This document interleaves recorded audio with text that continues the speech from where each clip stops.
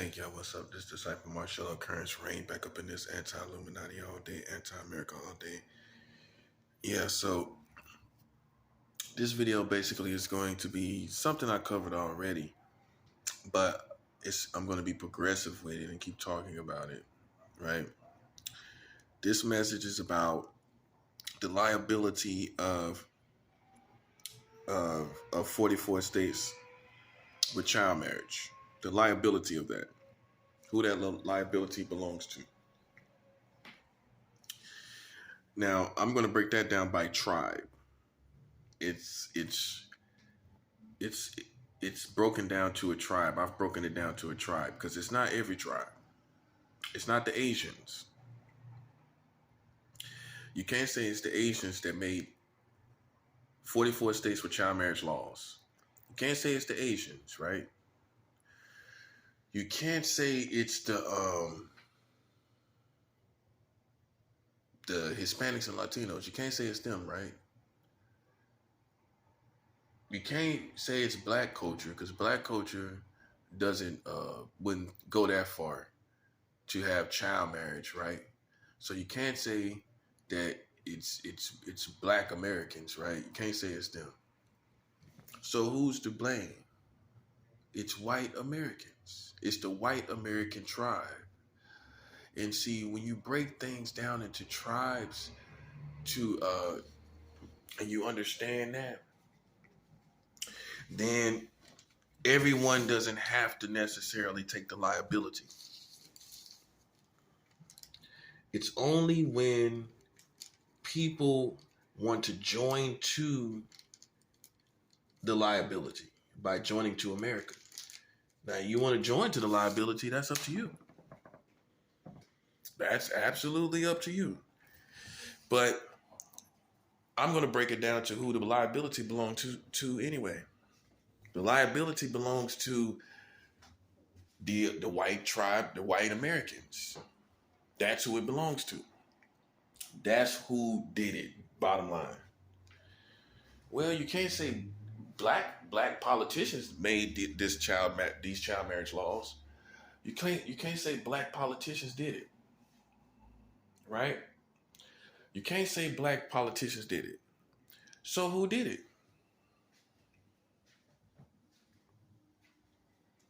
You can't say Asian politicians did it. So who did it? You can't say Hispanic and Latino politicians did it. So who did it? It was white American politicians. Let's call it for what it is. Let's break it down to tribes. Because if you don't break anything down to tribes, then you don't get to the bottom of who's specifically the problem. That's a 7 hour. You don't get down to who's the problem.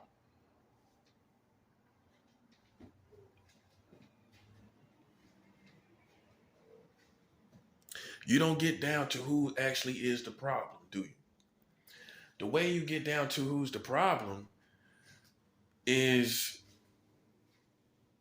going to who actually manually was responsible, literally, physically speaking, so that you can literally, physically move individuals out of their positions. You can't do that talking about going into the Asian community. You can't do it. You can't do it going into the Hispanic and Latino community looking for pedophile politicians that basically they are. Who are the ones that basically made these laws. Okay? You got 44 states with child marriage, and you don't know who to blame. I'm gonna show you who to blame. I'm gonna show you how you can make who you literally can blame. You know it wasn't black culture. Black culture does not have those customs and practices. It's no doubt about. No one thinks black culture did it, right? Anybody out here to think black culture did this? They made 44 states with child marriage. Anybody believe that? Anybody believe black culture did it? So nobody believes that black culture is responsible. Black politicians are responsible, influenced by their culture, responsible for child marriage. So you don't believe that any black politicians passed these laws, do you? No black politicians passed these laws, right? You don't think there's any black, for the most part, based on their based on their customs, practices, and the families they belong to, what was installed in them as far as culturally speaking, values, and all these family values and things. It's safe to say it wasn't the black culture who made child marriage laws, right? It definitely wasn't the Hispanics and Latinos who made child marriage laws. Well, why would they, with all the children that they got, why would they make child marriage laws? Not even based off their values, based off how many children they have. You think they got child marriage going on? You think they had some Hispanic and Latino politicians that made child marriage possible? So it wasn't them, right? Based on how many kids they got. So it wasn't the Asian culture either, was it? Well, you can barely find, and I'm not being funny, but you can barely find Asian politicians, right? You can barely find them, right? So it probably wasn't Asian culture or Asian politicians in America that made child marriage laws, right? It was the white American tribe who is responsible for this. And you can sit here and you can play the I want to get along with everybody game. And that's you being immature. That's you being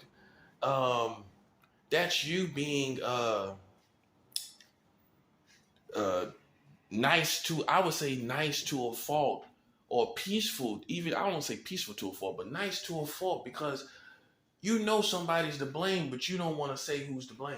I'm going to tell you who's to blame, because I don't care about being rejected from any of the Americans. It was the white Americans that actually caused this to be. It wasn't any other culture. And if they don't take the liability, that is a curse to your community. Well, I mean, listen, we all as men and women, we have to be responsible for what our tribe do. See, the reason why this got out of control and got out of hand is because, and I'm going to continue progressive messages on this. It's because you didn't have a national leader that would be in place that would be able to be a mediator between the American government and a community, in each community. So each community has to have national leaders here in America so that needs are met and the ethics between the American government and every ethnicity is watched properly, and the American government is held accountable properly. So you need mediators between black people in the government, white people in the government, Hispanics and Latinos in the government, Asians in the government. You need mediators between all of them.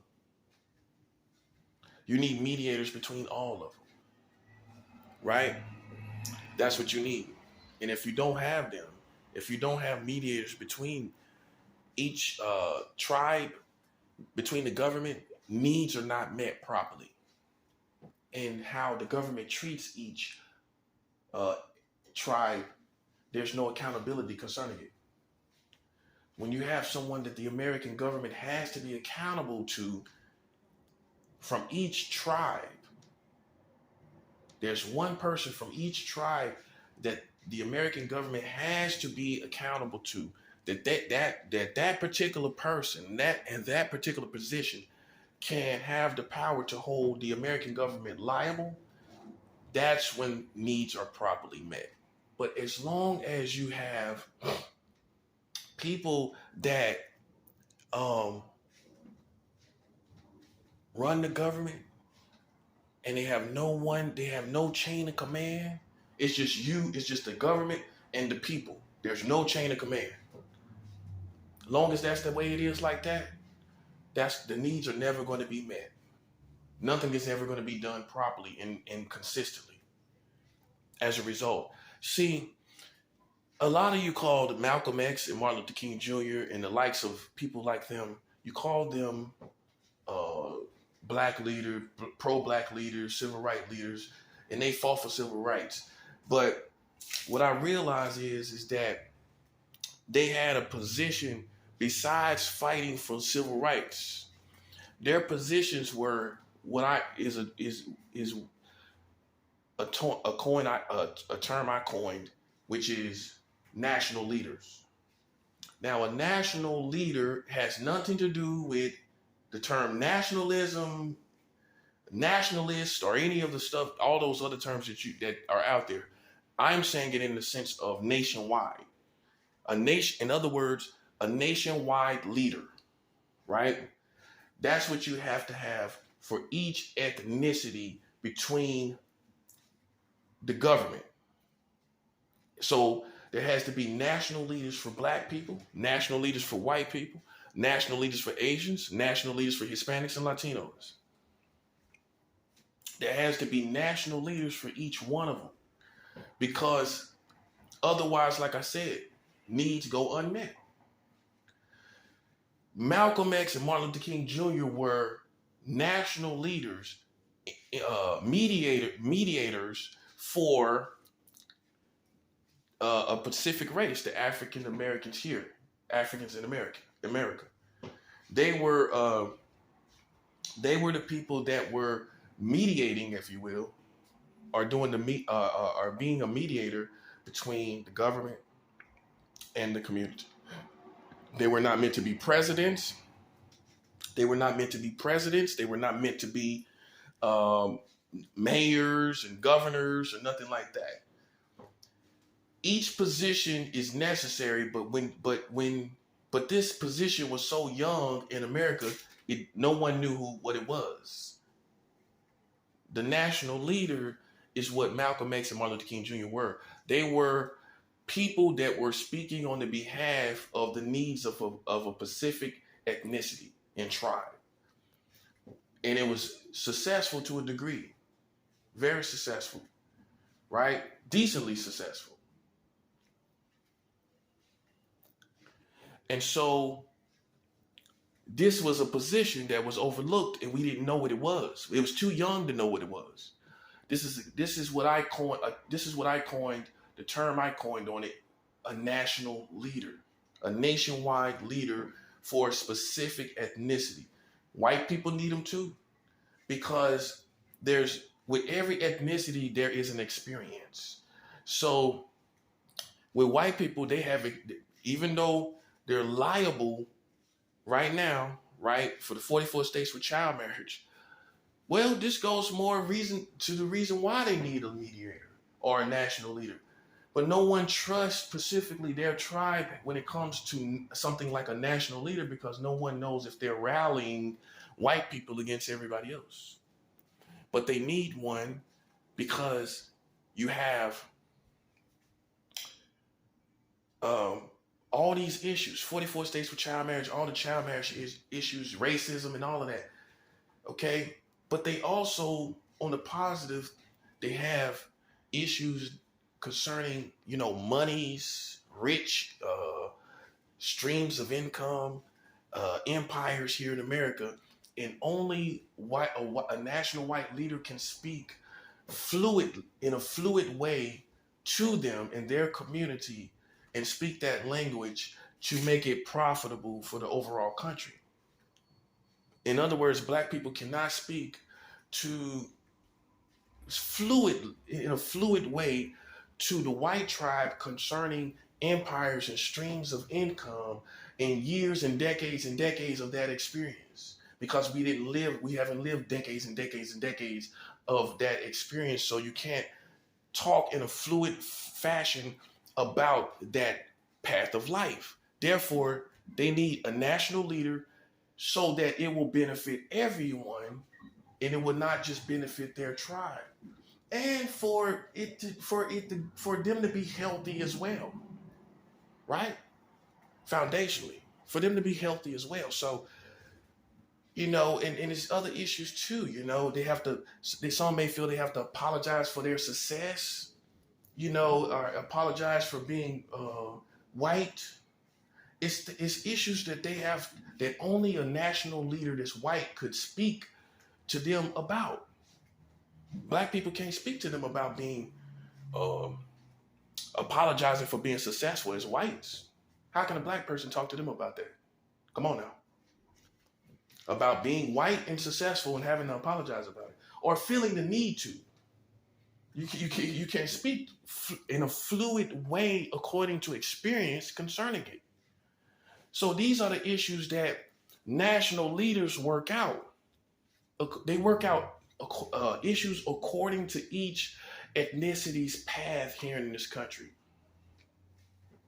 If you don't have national leaders, then no needs are met, right? Properly.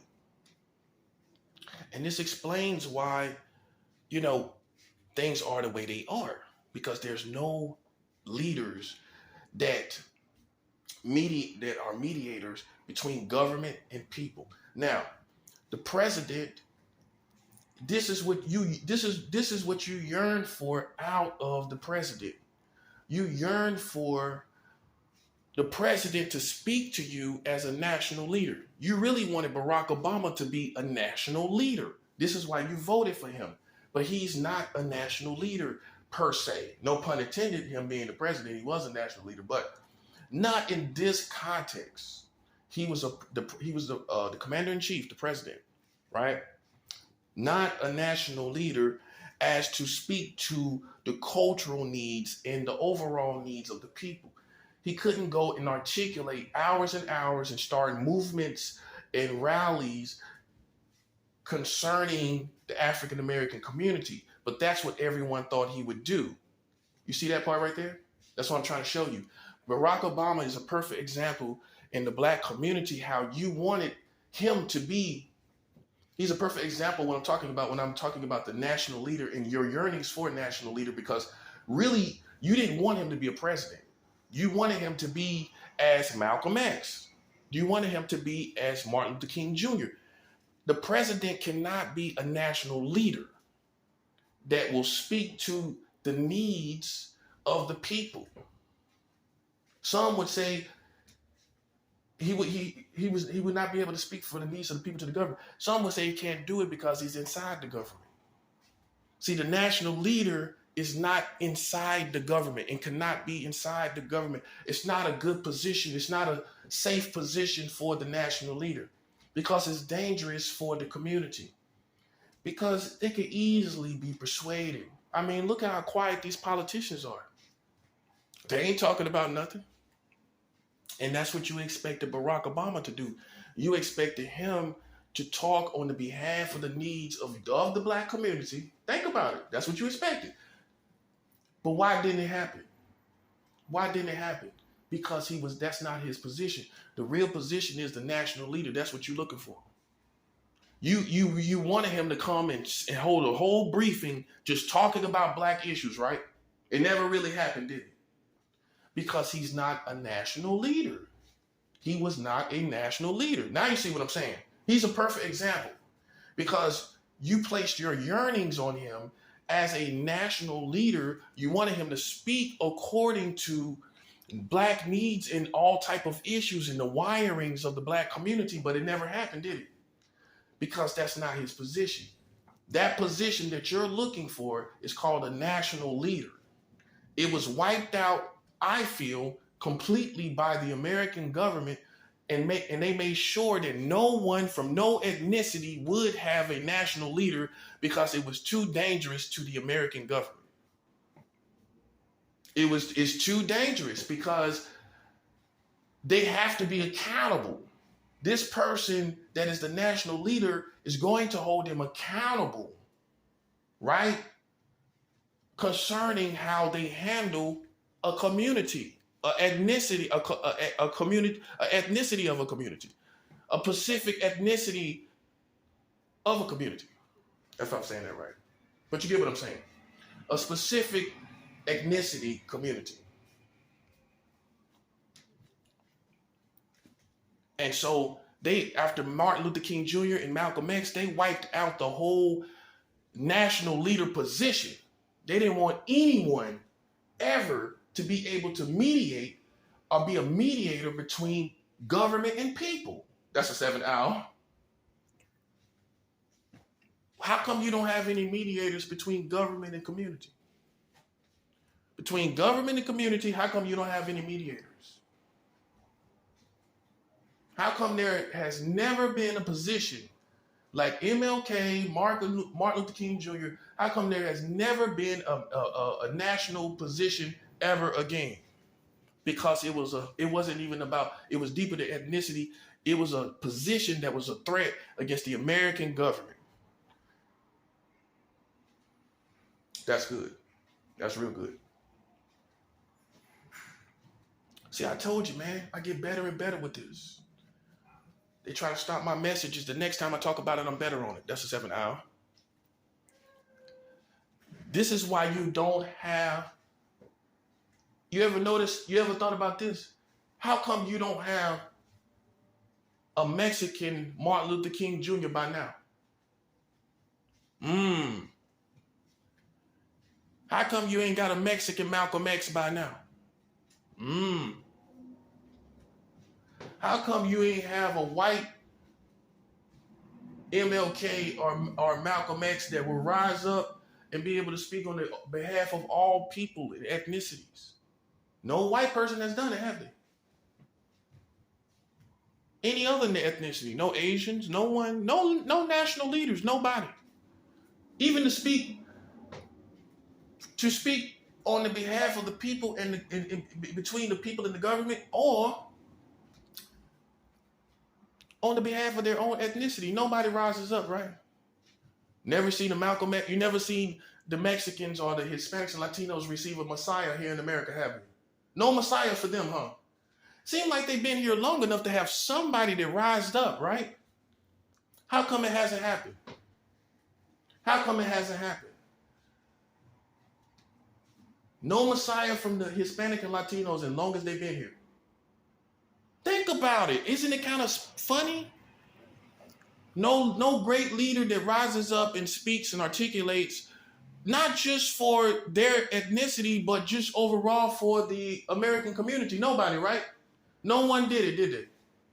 Because the American government has been diligent about making sure that the national leader's position is wiped out.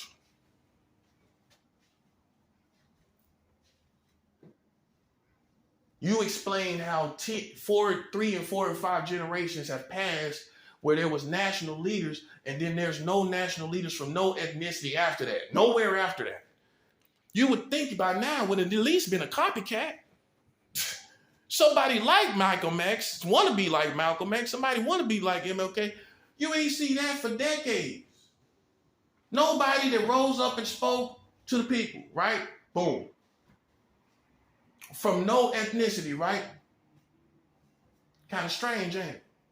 Because, listen, they made sure they saturated the culture with foolishness, saturated the culture with drugs, alcohol, because you got to remember, right after these national leaders' positions, crack cocaine hit the scene. Crack cocaine hit the scene right after Malcolm X, right after Martin Luther King Jr., then crack cocaine hit the scene. That was an onslaught to make sure there would be no national leader like that again. Boom. That's a 7 hour.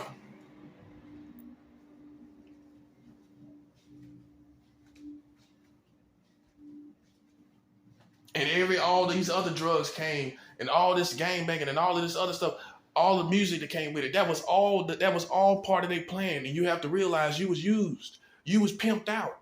Okay, you had your reasons, but you was pimped out though. Okay, that's for the rappers, the musicians, and all of that in between. You had your reasons, but you still was pimped out. That's a 7 hour. Because you was used to cause the youth and the upcoming people to go a certain way. And that way was already tampered with by the American government and the racist people. It was all control. Right?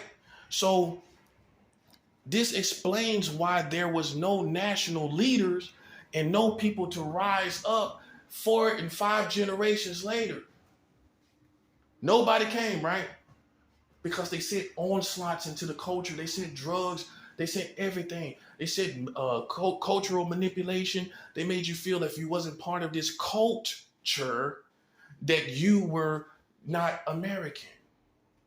And so you had to be a part in some form or fashion of this culture, a culture, in order for you to be under their radars. So the culture is what you join to. If you're not connected to that, then that's when they red flag you. That's the 7th hour. Boom. Hey, separate from the culture and see how your life goes. Because that's how they get you. That's how they keep you from becoming a national leader. That's how they keep you from becoming the next Malcolm X and Martin Luther King Jr. They plug you into the culture, and through the culture, they have all these point of views and perspectives that are contradicting of the national leader. The culture is how they plug you in. I know you think you got away, didn't you? How you get away when you can't let the culture go? You can't let it go, can you? That's how strong of a pull they got. They use their most beautiful people. That's what they did. They used the most beautiful people. They used the most talented people. And they had this big circus that plugged you in to the culture. How else could they control you? Think about what I'm saying. How else could they massively control you and give you all the same perspective? How could they do it? They had to sit down and say, how can we control Georgia? How can we control Kansas, Washington, New York, Chicago, Detroit, Florida, Miami, Phoenix, California, Los Angeles, Sacramento? How can we control all these places at one time? How? The culture. That's how they got you. Now, it's one thing to point out the culture for different reasons of corruption and all of that and influence, but it's another thing to point out the culture to show you that's how they plugged everybody in to the same perspective. That's how they got you all into one mind. That's how they united you. The only way America has united you is through the culture. And so if you're not a part of that, you're unplugged. You're unplugged. Oh, we got to watch that one. That one's unplugged. Now you see what I'm saying. And so now you feel like a fool, don't you? Even down to how you dress, everything, how you're showing your butt and everything. All of that is part of the culture to keep you plugged in. And I'm not going to go too far with it. I'm not going to say showing your butt is some homosexual stuff or anything like that. But it could be. It could be something to emasculate you as a man, to keep you from being so masculine so that you will not rise up against the powers that be. Well, if you got your butt showing, how you going to rise up? Hey, I don't know no soldiers rising up with their butt showing.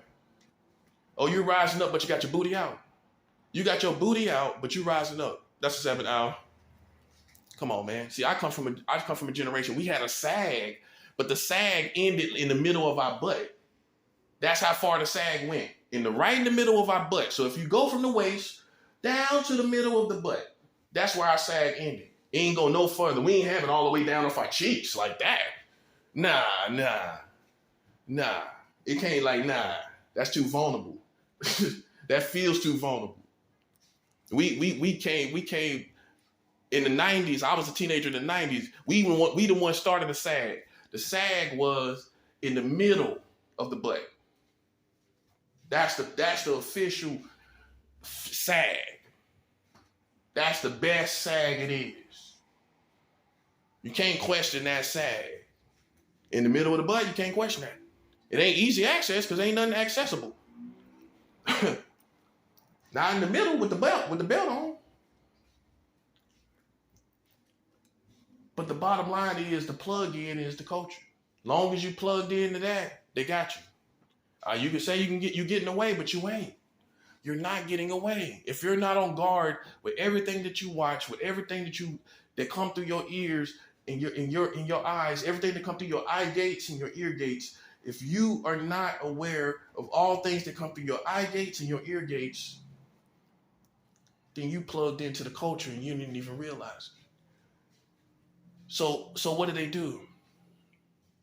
They begin to assassinate the character of particular individuals in the culture where everybody's plugged in. So then if you become an enemy of America, it becomes common knowledge in the culture where everybody's plugged in. And you have to make a decision. You want to be plugged in or you want to be out? Do you want to be plugged out? You want to be taken out, the plug. What they call the dope man now, the plug, right? Now, I'm just saying that's just some little extra information. I ain't trying to go deep with it. But you got to realize, listen, it's no way you can change everything plugged into the culture. I know you thought you can go in as a soldier, but look how effective that has become. It didn't work, did it? You have to come out of the culture to deliver the culture, like Moses. Moses came out of the people and then he came back and delivered the people. You got to come out and then go in.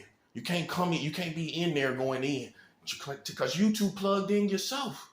You too surrounded yourself. You can't trust nobody. You don't know who's who. You can't trust that. You are too plugged into the culture to change it. And guess what? You're too plugged in by activity and customs for them to take you seriously. Because people going to look at you and be like, well, you used to do this, you used to do that. Look at what you present. Look how I want to be like that. So don't tell me about nothing else and this and that. I ain't trying to hear that. I'm trying to do it the way you did it. You can sit up and that's the bad part about it. You could be a dope dealer and then you can become an entrepreneur. But kids are always going to look at the dope dealer part. Let's be fluid. Let's be fluid in our culture. Let's be fluid as far as you being American. You think they're looking at the business part? Where you got a turtleneck on and you drinking a coffee? Oh, they looking at that part. Okay. They looking at the part where you had the gold around your neck and everything like that. They looking at the Kangos you used to wear, how the dope you used to sell and everything. They want to go that route because that's more easy for them to do. That part too. Yeah, that's more easy for them to do. They know exactly where they can get that started at. They don't know where they can get no business going where they can chill and wear turtlenecks and drink coffee. They don't know where they can do that at. They don't know. That's not easily accessible to them. But it's easily accessible to be the beginning of who you was. So you two plugged in. That's why our history is so important. Your history is part of the culture that they use to keep people going that way, and you can be totally removed from it. That's why you got to be careful as musicians what kind of messages you put out there, because you could be totally done with that message. You could be like, man, I don't think like that no more. Man, I ain't trying to live like that no more. I love Jesus. Yeah, you may love Jesus, but guess what? That message you put out there is eternal. And when I say, I'm going to put it like this. It's everlasting as far as the world lasts. The world modern records, that will always be there. And you can't stop nobody from listening to it. And therefore, guess what? You can't stop nobody from being influenced by it.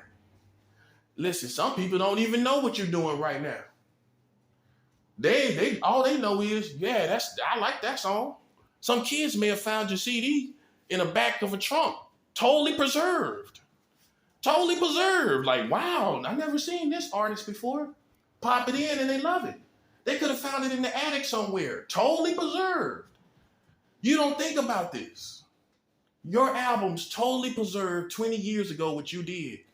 And you talking about, but I do this now. They should be able to see this now. And they done found something in the attic. Poor kids that don't got internet. Poor kids that don't got no internet. They don't see what you're doing now. All they did is went up in the attic and went down in the basement and got some CDs and they listen to that. And now they influenced by your music that you did 20 years ago. That's why records are so important. Records are very important. When you record stuff, just for example, porn stars. Porn stars can say, I'm sanctified, filled with the Holy Ghost. I'm an evangelist now. Yeah, you can be like Suge Avery on Color Purple. I was married now.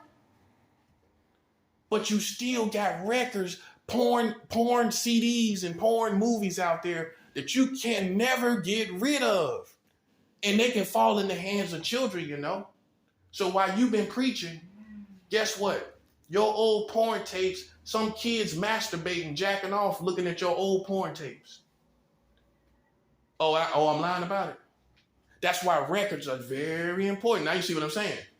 How can you change that?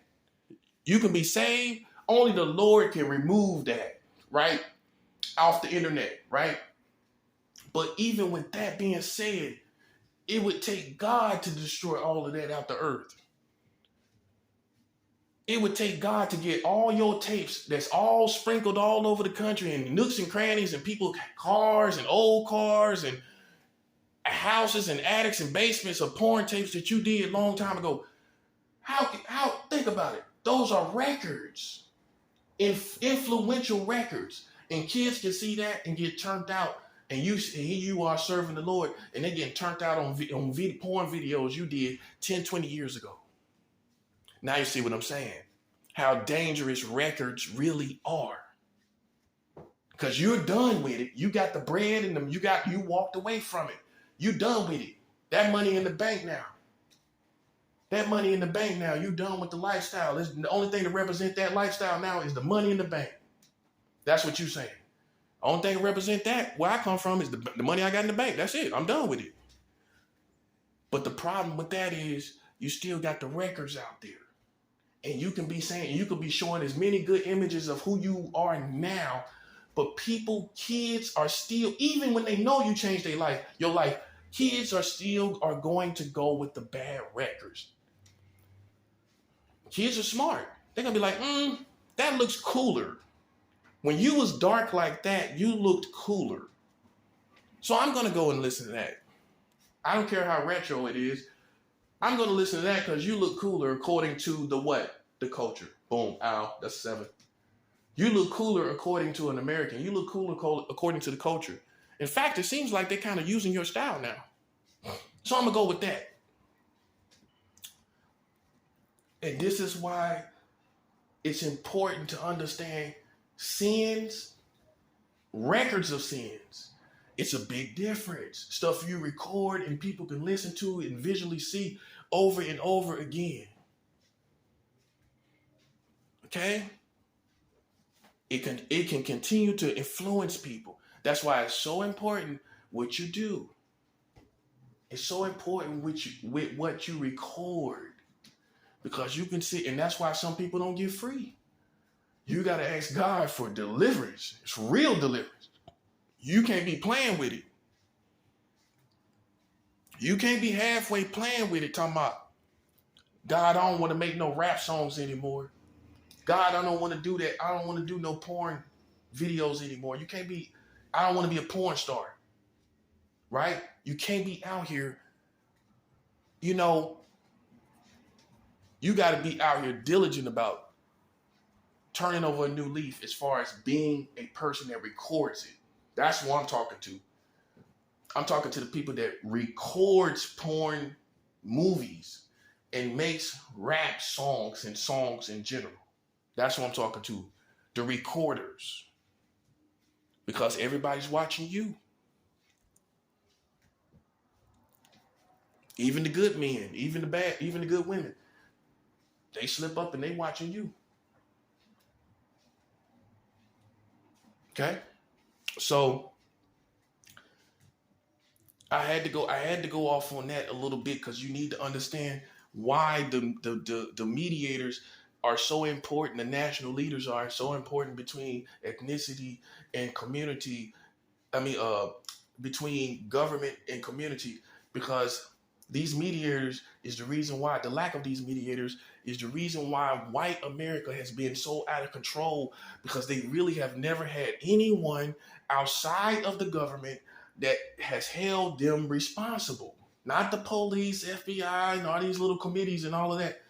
You need a national leader, an influential national leader that understands social aspects of the community, and he or she addresses them. They understand all the cultural needs or cultural aspects of the community.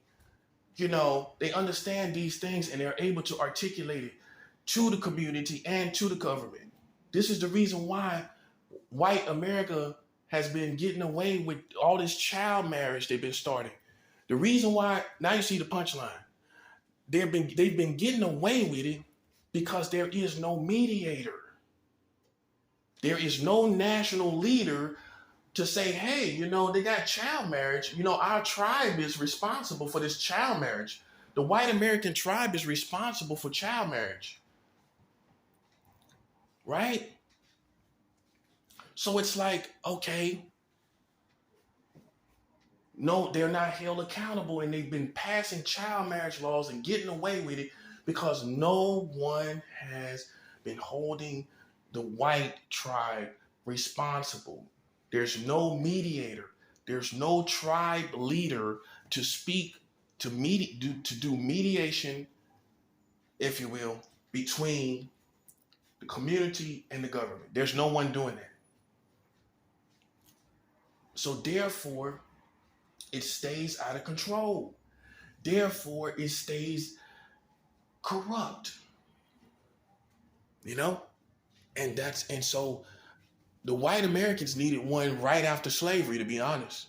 They needed a national leader way before MLK came, way before Martin Luther King Jr. came. The white tribe needed a national leader way before it came. They needed someone to, and I know there's other little positions, but it's not what I'm talking about. They needed someone that was organically gifted, right? To be able to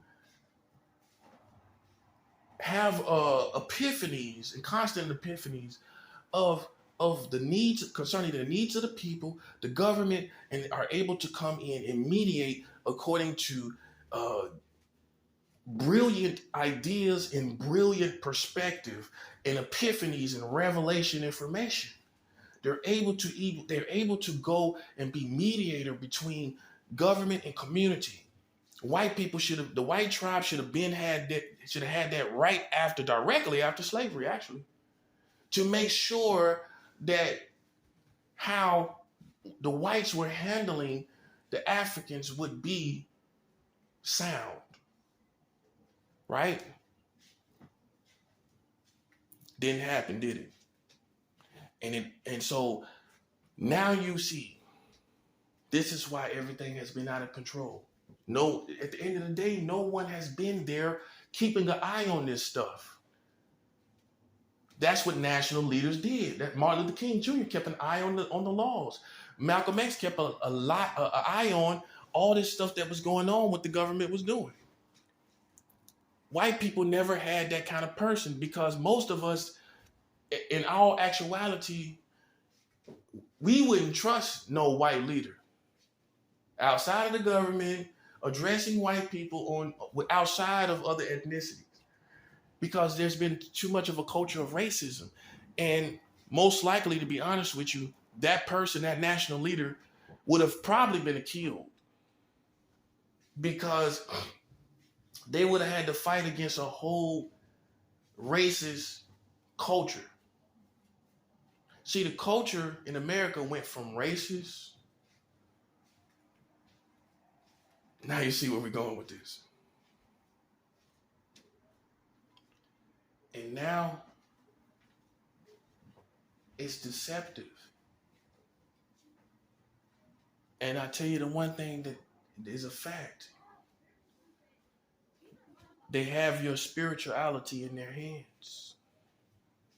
If they can understand aliens and if they can understand all type of UFOs and stuff, you don't think they've understood spirituality?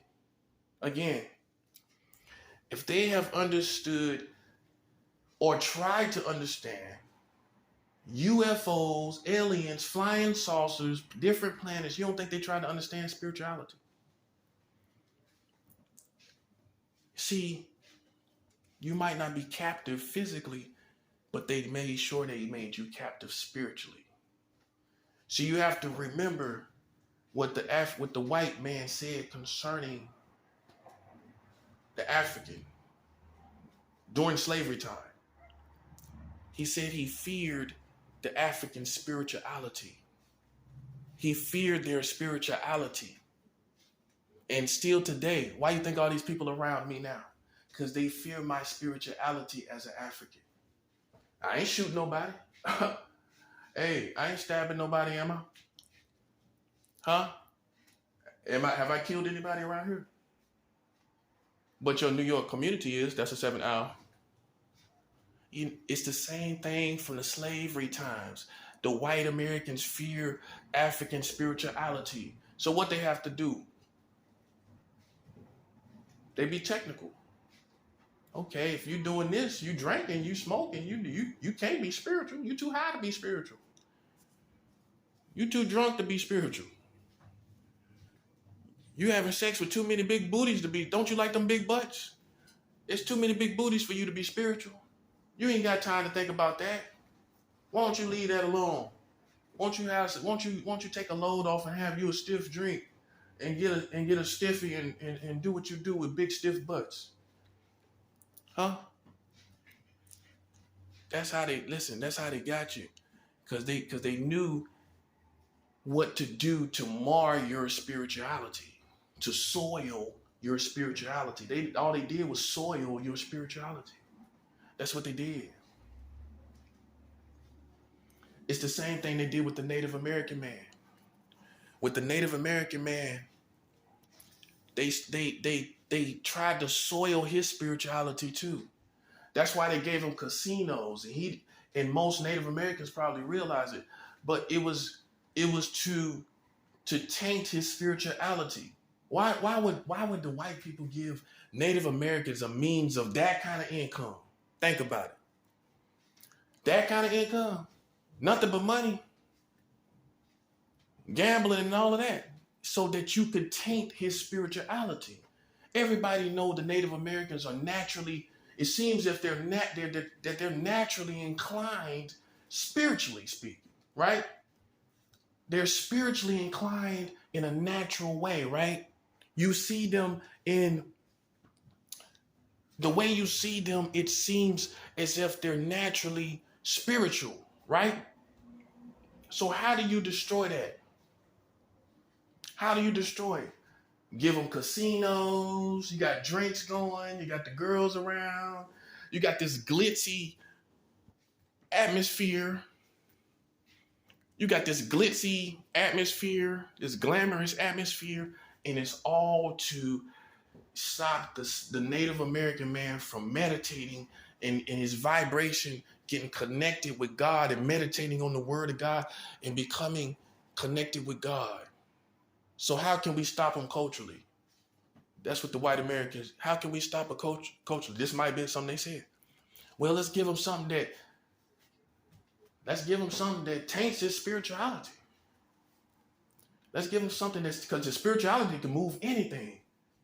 You can have a whole community based off of spirituality. Spirituality can give you a whole community, money intact, right? But if you take somebody's spirituality, they're nothing but a slave, waiting for someone to lead them somewhere. They have no sense of direction because the creator they're not connected to the creator. So they just down in the dirt, lost, waiting for someone to come over and drag them along through life. And that's how they do it. And that explains why everywhere I go, I'm found and I'm all right. You know why? Because I'm connected to God. I'm never lost. I always have a sense of direction. And so that's why I believe the Native Americans were given all those casinos. You got to remember, it was done, I'm pretty sure it was done during the time where there was still racism. So why is he giving the Native Americans money in casinos? It's a national thing. Everybody know that. The Native Americans have all the casinos, specifically casinos. It was to taint his spirituality. It was to destroy his vibration. It was to destroy the power of how powerful he could become. It was to destroy how spiritually powerful he could become because he may get proper revenge for all that was done to his tribes. So how we stop that proper revenge? We put him down in the dirt by taking away his spirituality. He gonna have to do it himself. He gonna have to come out of the dirt and get arms, and that's gonna be impossible because he gonna have to go to war with the American military. Boom. But if you got God, God can send all the angels and get it all done, and you don't know how it got done. When you got a real connection now, I'm talking about like Moses. I'm talking about like a real Bible character, that kind of connection. I ain't talking about no church people. I'm talking about real high-ranking connection to the living God that delivers you as God delivered the Hebrews in Moses. I'm talking about that kind of connection. If you have that kind of connection, it all gets done. And you don't have to shuck and jive. You don't have to get up and fight for yourself. And that explains why we've gotten it all done, and I haven't shot one gun to get it done. Because that's what they expect. They're expecting your spirituality to be in the dirt. They're expecting your spirituality, your penis, to be in the dirt. They're expecting your vagina to be in the dirt.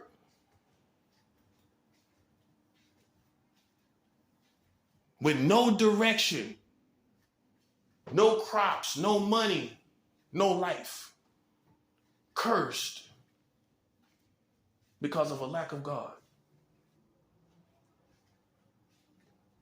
That's what they expected you to be. And then you find someone like me, and it's like, oh, how does this person have this much spirituality? Because while everybody else was sleeping at the top of the millennium in the 2000s, in the early 2000s, when everybody didn't know what was going on, I was getting closer and closer to God.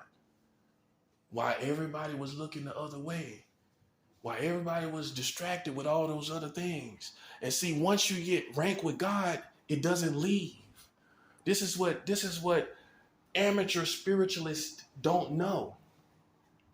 Rank doesn't leave. Rank does not leave.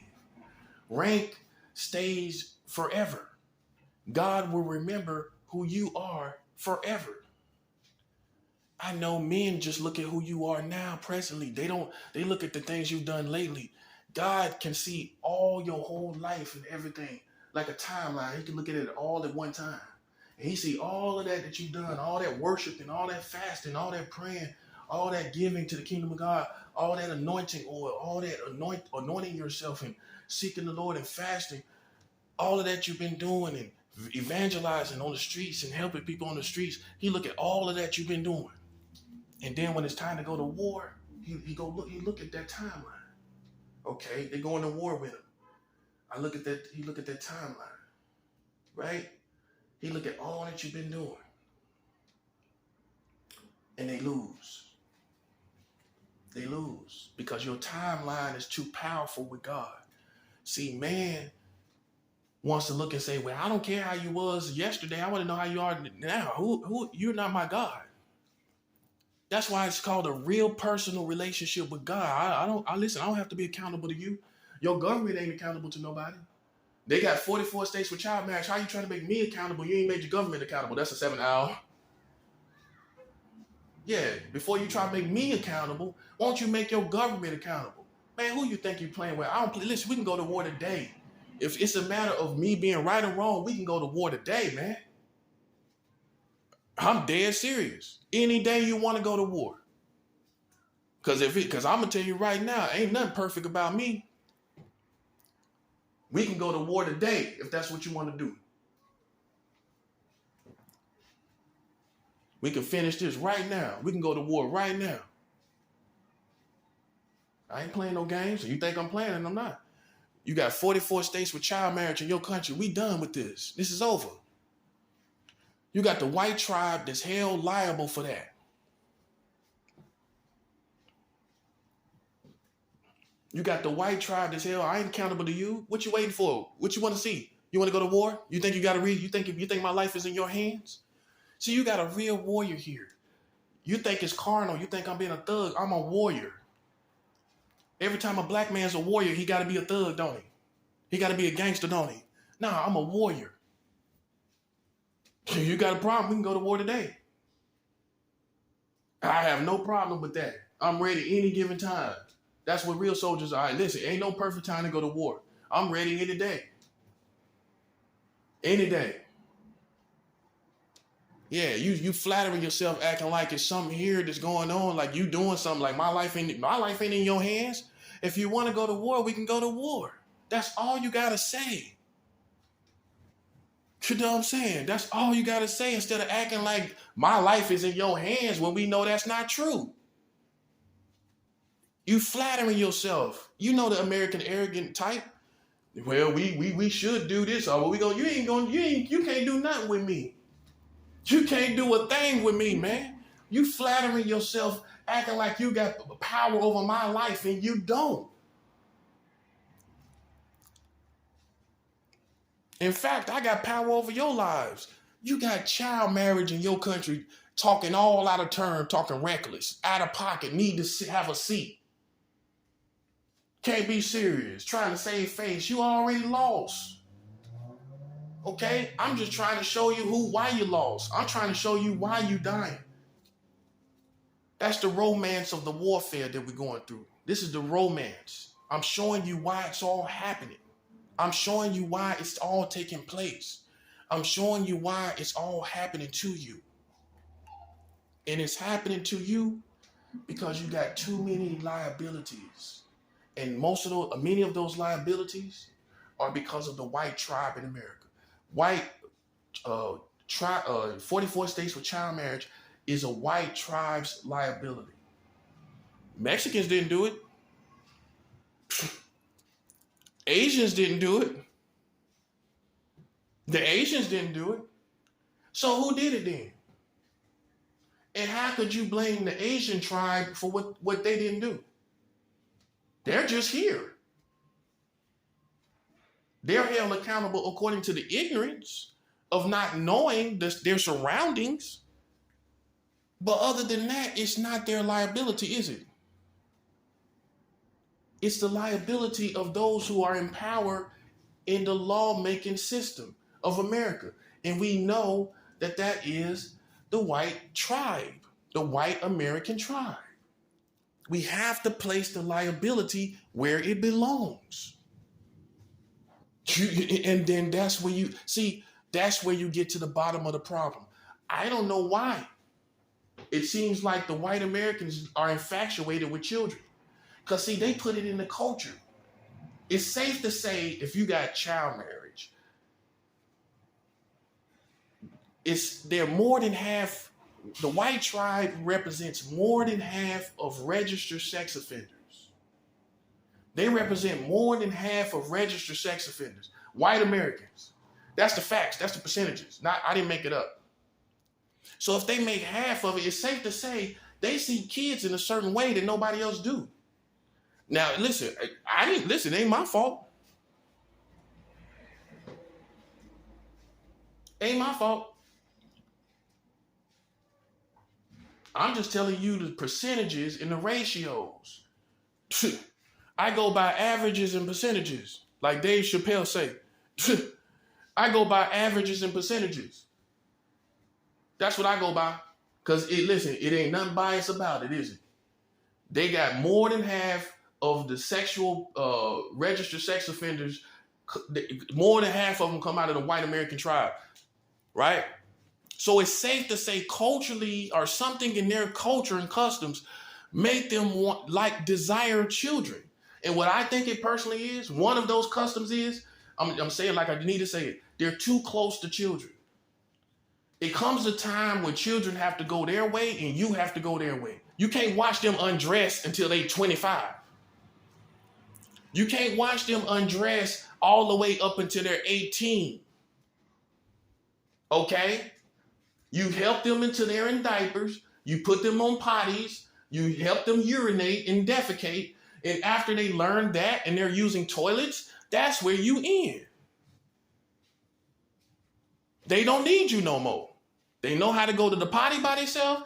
They know how to take a shower by themselves. They know how to this is how pedophilia starts. The only pedophile that I ever met in my life, what he was doing What we found out was that he was washing the girls and getting off on that. When them girls knew how to wash their own bodies. This is what I'm telling you. It comes a point in time where children have to go their own way. It's decency. It's called growing up. It's called maturity. And you can say, oh, well, that child came out of my womb. I can see any part of him. No, it's indecent. You're a human being. You don't need to be seeing nobody else's penis or vagina, but if you're a woman, but your man. And if you're a man, you don't need to be seeing nobody's vagina. You don't need to be seeing your children's vagina, and they 15. Make sense of it now. Make it make sense. Oh, well, shoot, she came out of me. She came out of my nutsack. Yeah, but let's keep it 100. It's a little hint of pedophilia there. Come on, no, let's be 100. Come on, let's be 100. You saying all that, but you sitting up there. Why you sitting up there why are you looking at a child's vagina? Well, that's my child. Doesn't matter. The only vagina you should be looking at is your grown woman's vagina. And that's the bottom line. There's nothing else to discuss.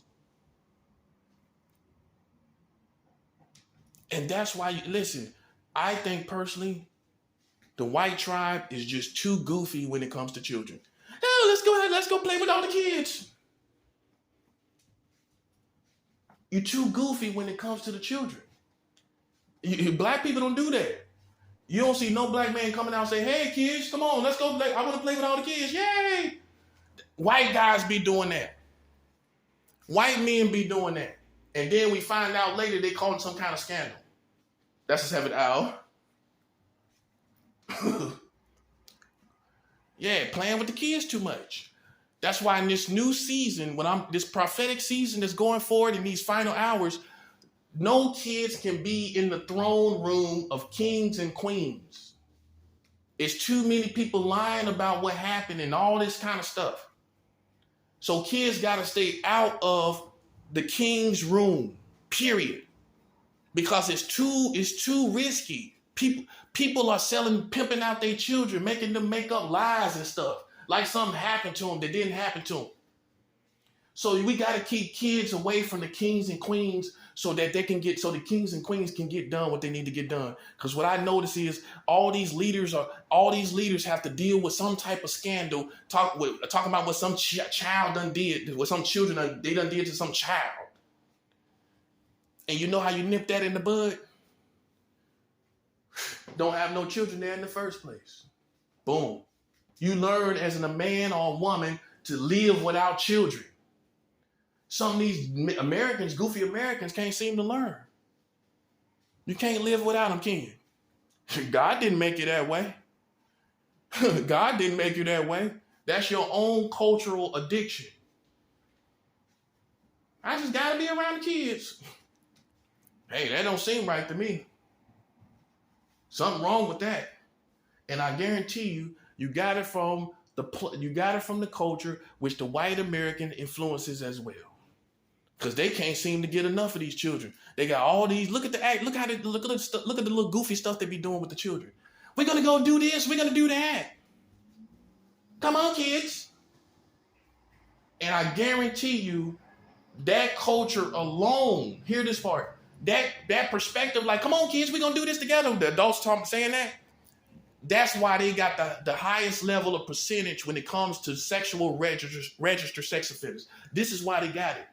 Because it came from generation to generation. Come on, kids, let's go do this. And you're doing stuff with kids, and you're too excessive with it. It's a place and time to spend time with children. Granted, that's granted, right? But then it comes a time when you live in an adult world.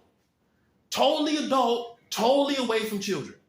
But some people don't seem to ever make it there, do they? And they get left behind in pedophilia. Well, you didn't move on to adulthood. You didn't move on to being away from children. Hey, I tell you one thing. You can't blame the man or a woman to stay away from children. Yeah, that's what God curses you then. Come on, God don't play no games. If you got somebody that stand away from children, make sense of it now. How can you call that a predator? Last time I checked, predator go and prey on prey. There's no such thing. So now you're splitting hairs, and that's when it's time for people to die. Nah, that's time for people to die, bro. Nah, you listen. You got somebody that's standoffish, that stands away from children in wisdom, and you still got a problem. No, it's time to die. It's time for y'all to die. Ain't nobody playing no games but you. Listen, man, listen. How you gonna hold me accountable when your country got 44 states with child marriage? You can't be serious. Man, you delirious. You can't be serious. Trying to hold somebody accountable. Won't you hold your country accountable? Man, you can't see me, man. Won't you understand that? You can't perceive me. That's why I try to tell you, my enemies, me and them are in two different lanes. They not in my league. I'm in a league by myself. They ain't in a league with me. They can't fight against me. We in two different levels. Well, how you gonna fight me and you ain't on my level? Boom. Man, come on, man. Listen, you've been watching too much Lion King, where hyenas try to fight lions.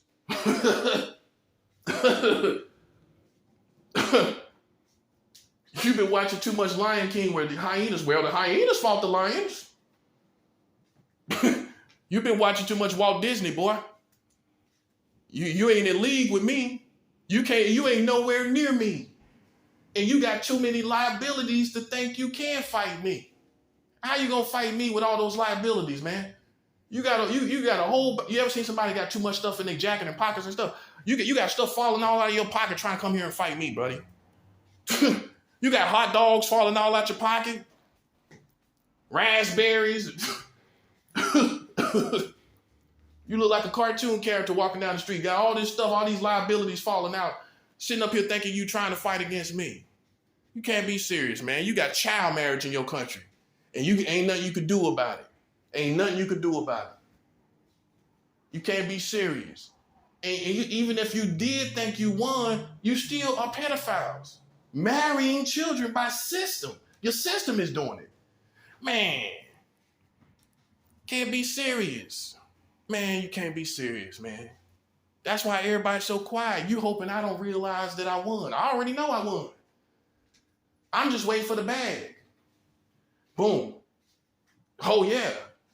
I'm going to continue to talk till that bag comes. Listen, until it's all gone, I'm going to continue to talk too. Yeah, I know I won. How can they win? Even if they did win per se, they still are marrying children. You're not Al Bundy married with children. You're marrying children. You're marrying the youngest version of Christina Applegate. You're marrying Bud. You ain't marrying Peggy. Hey, you're not married with children. You're marrying children. Love in marriage, love in marriage. Go together like horse and carrot. You are a pedophile. Do do do do do do do do.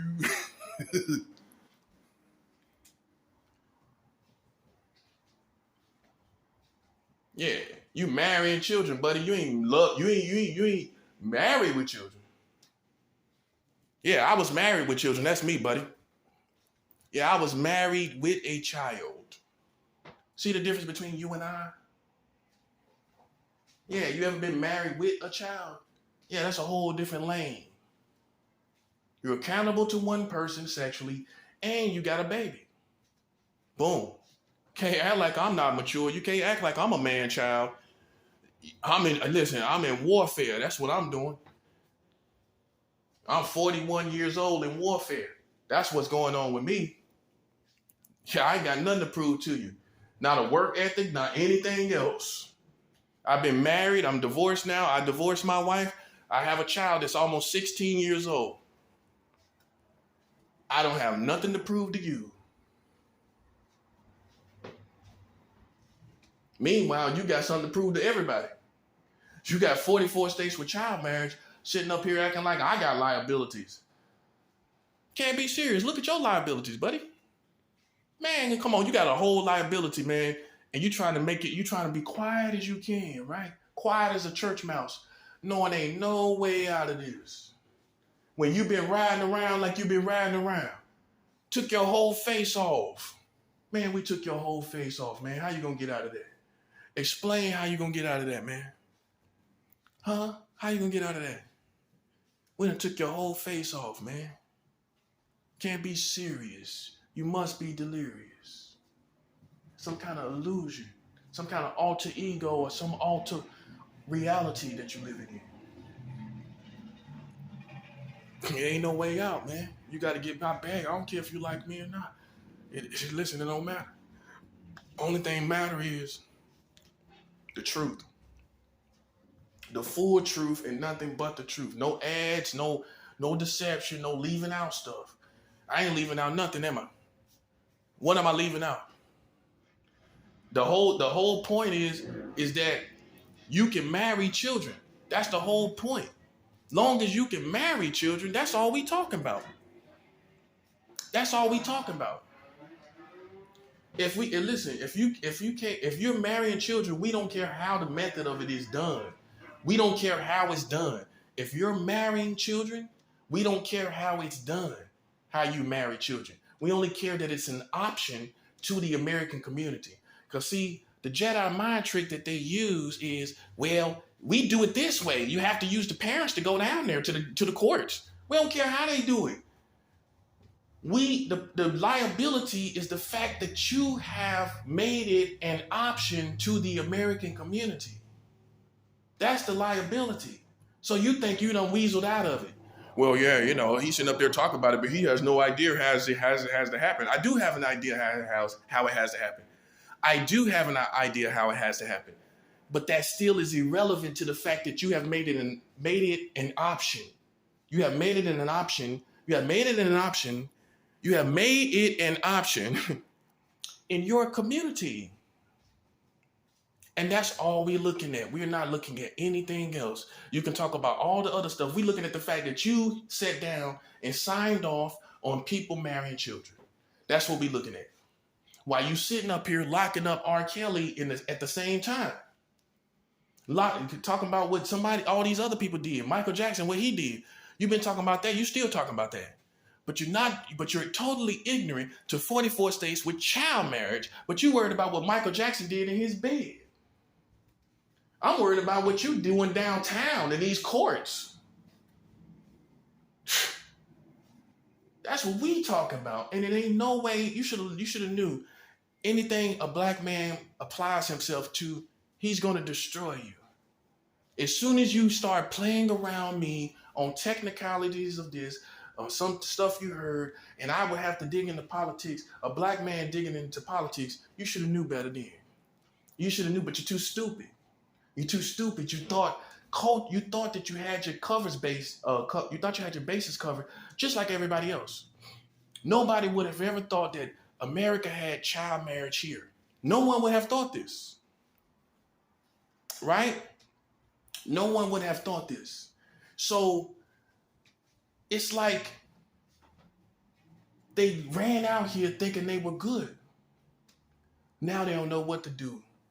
But you got to keep the same energy. And you got to get my bag. That's what you got to do. And if you don't get the bag, listen, I'll be sitting right here as long as it takes, my friend, to get down to the crust of this. Okay? As long as it takes, it don't even matter to me, man. I go as hard as I need to go. You're being relentless, but you're relentless as pedophiles. You see the difference? It's one thing to be relentless. It's one thing to be relentless as a pedophile. No one cares if the pedophiles win, do they? Go pedophiles. Anybody care if the pedophiles win? Anybody care if the pedophiles win? Because technically speaking, listen, that's what your country is. And I know you think about young children and they're not children. Ain't no such thing. You're technically children. You're technically children. And you know how I beat that anyway? You know how I beat that? The last child marriage law they passed said any age of children. Boom. The last child marriage law says any age of children. So that goes to theory of, well, they talking about older children. Oh, you sure about that? Are you sure about that? Are you positive? Before I give you this information, are you positive? Are you positive that your American government is talking about older children? You positive? You positive about that? Are you absolutely positive? So why did the last child marriage law pass 3 years ago, July 1st, 2019, clearly says no minimum age, meaning any age of children? And that's why I'm trying to show you. That's how we got them. It's no, you can't use this whole theory of older children when it comes to them. Maybe you are a pedophile that like older children. That's what it is. If you're a pedophile that like older children, hey, that's you. But you can't speak for a government that passes the last child marriage law and it says no minimum age. Go look it up. And it doesn't matter if it was one state doing it. It would still be a national crisis because everybody would be allowing it and not protesting it. It's no different than when somebody like, what's that guy name that got killed out there in Minneapolis where they was choking his neck? Listen, the whole country went crazy concerning it, right? That's one person. So you can't go crazy for one state that has child marriage, in your country. You can't go, you go crazy when one person is shot by the police. Huh? So you can't go crazy when one country has one state has child marriage. Now you see what I'm saying. You have a nationwide protest for one person being gunned down.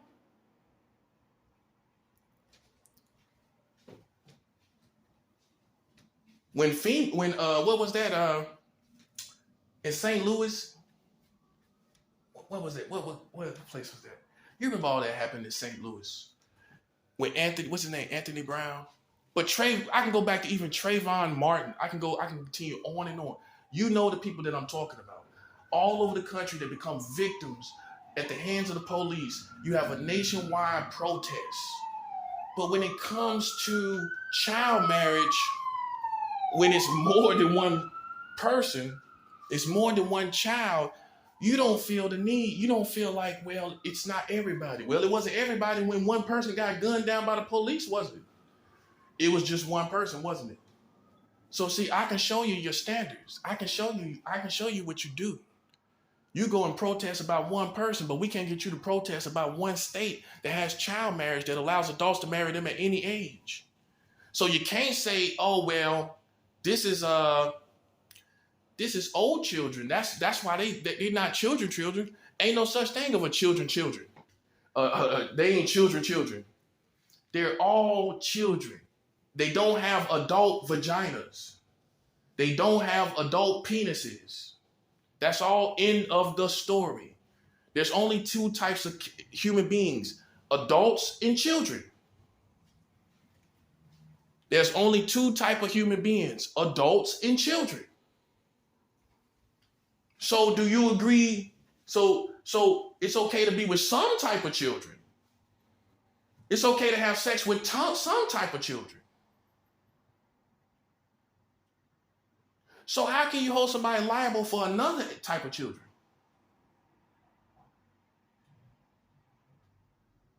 Boom.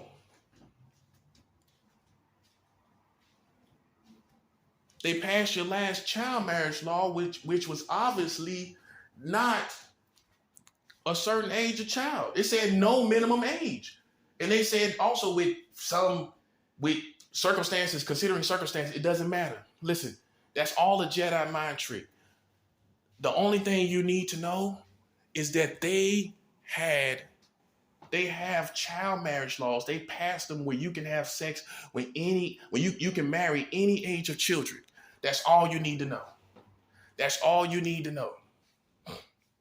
You can't put nothing foolish on me that is comparable to that. It's not going to work.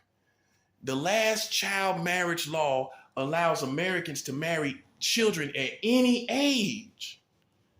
So you cannot sit up and say, well, that's old children. That's not children, like babies. They say, actually, it is. In the case of this law, July 1st, 2019, they passed a law that allows adults to marry children at any age. So that's not pedophilia. That's not pedophilia if it's any age.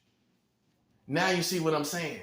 Now you have to realize if you don't act on that, when they done made a law to marry children at any age, if you don't act on that, you are cursed according to setting double standards in the community when people are having sex with, and you're locking them up, and then the American government are doing the same thing and lower, and you're saying nothing and doing nothing about it. You protest when it comes, you protest the community, you protest out there to the authorities about a person being shot down. You protest when these people out here playing around these children, but you don't protest when the American government is doing it. When they're having sex with children, oh, it's a logical reason. Oh, it's a good explanation. Oh, it's a good reason why they're doing it. It's a good reason why they're doing it. And that's what makes you cowards to me. You're cowards. Come on, it's okay. Maybe you can be brave one day. Maybe you can be brave like me. Because anything you could possibly be talking about, I tell you one thing. You ain't never seen me as a grown man with no child. And that's all I gotta explain. I don't have to explain anything else. You have not seen me as a grown man with no children. That's all I gotta say. I don't have to tell you nothing else. Technically speaking, that's all you got to be concerned about. That's a 7 hour. That's all you got to be concerned about. Except for, as far as me, but as far as your community, you need to be very concerned with why they're marrying children in 44 states in America. See, this is the information, whether you want to accept it or not. This is the information that everyone was waiting for. Some type of bombshell about America's history or something they're hiding. You just didn't expect it to be this. You expected it to be some government conspiracy against the community, something like that, right? But at the end of the day, what's done in the dark comes to the light. Boom. And this is it. This is what it is. They've been marrying children this whole time. They got the world record. They got the world record for the lowest age of consent. They were having sex with 7-year-old girls. They were having sex with 7-year-old girls. Sitting up judging you. Sitting up playing around you, and you let them do it. You let them incarcerate and hold captive these black men, right? Like R. Kelly. Knowing R. Kelly is one of the most influential R&B singers, you can't help but notice that part. You can't help but notice that Michael Jackson was one of the most influential African Americans of all time. You can't help but notice that, can you? And you can't help but notice they're saying nothing about 44 states with child marriage when they went to courts with Michael Jackson and they went to court with R. Kelly. Ain't talking nothing about that, are they? So it comes down to race, don't it? It does. Which my opinion is, it's a little quirk and a little accommodation to the white community anyway. Ain't no black people doing that. Ain't no black people marrying children. Ain't no Mexican, Hispanics, and Asians marrying children. Who doing it? It's white people. That's the 7th hour. Boom. At the end of the day, who doing it? Who doing it the most? Hey, and listen, I look at you in your face and tell you, it ain't my fault. It's your fault. And that's the whole point. It's your fault while you're in this situation, while your country is dying, cursed, and everything in between because of you, because of what you decided to do with children. Ain't nobody fault but yours, man. And that's the bottom line. You sit up here and marry children, have laws to marry children, but you looking you around R. Kelly. You see how the whole community was around him, the whole culture? But the whole culture and community is not around child marriage, is they? The whole community is not around child marriage, are they? That's what I'm saying. Hey, this guy has one act of some type of whatever it is. It's some one type. This one person, right? They got 44 states with child marriage. So you telling me what R. Kelly did is worse than that? You telling me whatever Michael Jackson did is worse than 44 states with child marriage? Now you see what I'm saying. It's just like I said in America. It's not what you do, it's who you are. It's not what you do here in America. I don't know about nowhere else. It's who you are that's doing it. If you're the government that's doing it, nobody says nothing. In some cases, if you're famous doing it, nobody is saying anything. Look at the Eminem song when Eminem is talking about having sex with jacking off to Hannah Montana. And Mac Main on the Young Money song, Every Girl, he telling the same girl, Miley Cyrus, to holler at him in 3 years, which means she was probably 15, which means he was sexually sizing up a 15-year-old girl. On the Every Girl, Young Money song, Mac Main sizes up Miley Cyrus. She's grown now, but she wasn't grown then. Eminem up there talking about jacking off to watching Miley's Hannah Montana. Man, listen, ain't that much shock rap in the world, bruh. You shouldn't, listen, ain't no way you should sit and record something talking about jacking off to Hannah Montana. Listen, man, that's not funny to me. Ain't nothing cool about it. And there you have it. All of the culture and all of this community, man, sitting around here biased to who says what and who does what. You got 44 states with child marriage. Nobody's saying nothing about that. Nobody's saying nothing about these rappers talking about Hannah Montana and Miley Cyrus when she was clearly underage. Nobody ain't saying nothing about that. It's too late now. Too much time went by and y'all said nothing. Right? That's how we win. You ain't say nothing. And enough time went by and it'd be one thing if it happened perfectly, because if it had happened yesterday, you could say, well, I never heard that song. Well, 10 years later, you can't say that, can you? You can't say you didn't hear the song with Eminem. I'm pretty sure all his fans know what song I'm talking about. And Young Money fans know what I'm talking about too. Lil Wayne fans know exactly what song I'm talking about. Every Girl, Young Money, Mac Main, his verse, talking about Miley Cyrus hollering at him in 3 years. Did he think he was being cool? That's what I'm trying. How do you feel me? I mean, that's no kind of style, man. I don't know what that is, man. That stinks. And listen, I don't have any skeletons in my closet. I tell you one thing. Since I've been an adult, I've been with adults. When I was a child, of course I was with children. That makes sense. It's not an abnormal thing to have a sex history as a child. That's not abnormal. To experiment as a child, that's not abnormal. What's abnormal is adults experimenting with children. That's abnormal, and you ain't seen me doing that. Come on, man, stop playing with me. You ain't seen me do nothing to the effect where someone is a child and I'm an adult and I'm doing something. And that's all we talking about. And like I said, the liability lies with the white American community. So you can sit here and send these people by acting like this is a theme park, acting like where I live is some theme park, playing these roller coaster games, riding by like crazy people on roller coasters. You can keep doing that, but long as your country has 44 states with child marriage, y'all are cursed. You are cursed with a curse, and it's not going to lift. It's not going to lift. Okay? So understand that. Understand the difference, and you're trying to hide it so badly, and you can't. How you gonna hide it? How you gonna deny it? You can't deny it. How you gonna deny that?